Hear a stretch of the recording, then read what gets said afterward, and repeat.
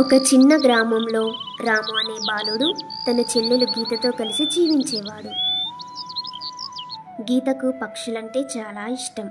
వాటిని చూసి ఆనందించేది.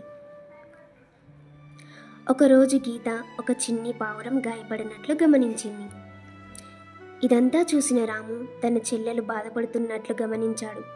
రాము పావురాన్ని సున్నితంగా పట్టుకొని దాని గాయాలను శుభ్రపరిచి దానికి సురక్షితమైన స్థలం ఏర్పాటు చేశాడు.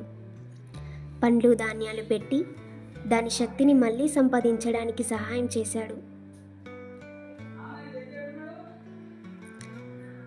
కొన్ని రోజులకు పావురం పూర్తిగా కోలుకుంది.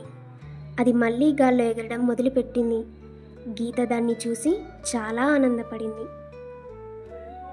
ఈ కథ మనకు అన్నా చెల్లెల మధ్య ఉన్న అనుబంధం ఎంతో విలువైనదో గుర్తు చేస్తుంది.